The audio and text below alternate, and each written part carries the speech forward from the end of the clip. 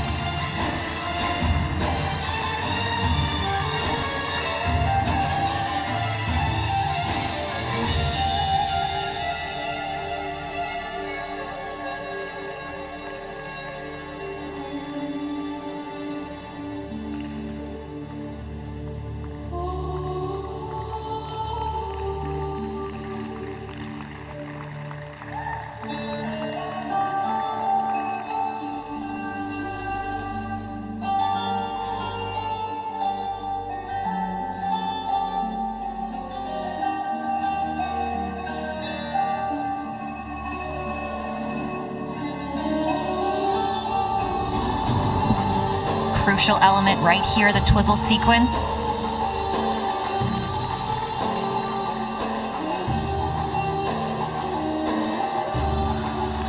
Oh, and a little loss of balance there in the middle of those rotations on the second twizzle from Evan.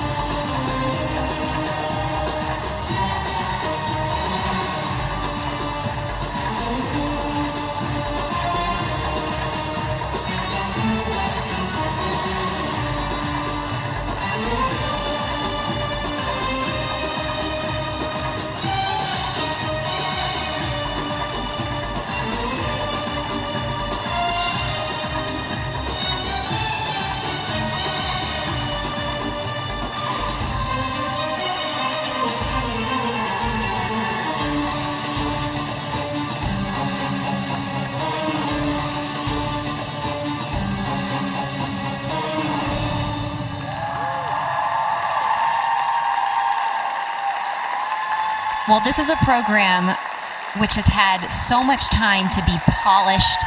There isn't a moment within the choreography where the finishing touches haven't really been put into place.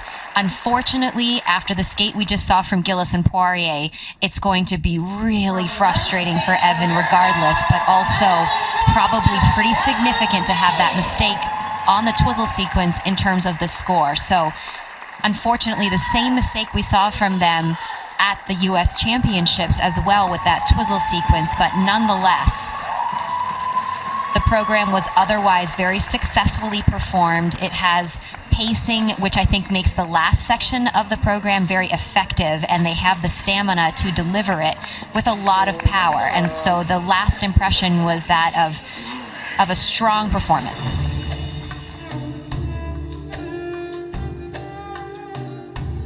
This program scored so highly for them last season, and then heading into the World Championships in 2020, which were ultimately canceled, they had positioned themselves very well to get back onto the podium, potentially even climb higher than they'd been before.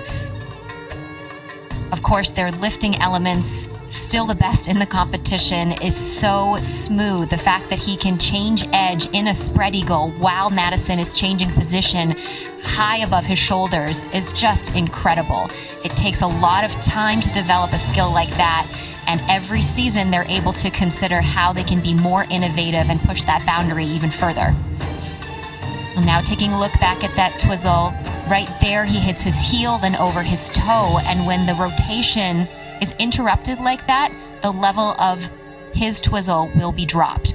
And so there wasn't a lot of room to begin with between third and fourth, between themselves and Gillis and Poirier, about, I believe, 1.78 points.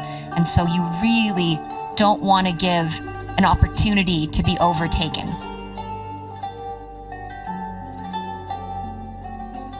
Similar mistake to that at the U.S. Nationals, too, as you said, Tanith, and it's got to really get to him to think that that same mistake was made again. And the last time, by the way, there were two U.S. ice dance teams on the podium at Worlds. They were one of them, along with the Shibatanis back in 2016. Did they do enough to make it this time around?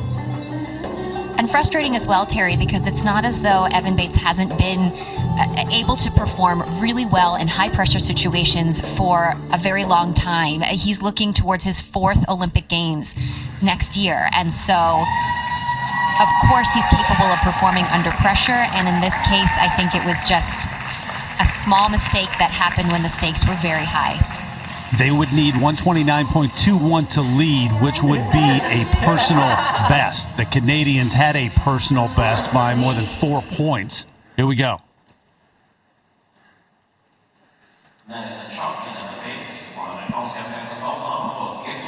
Not going to be enough.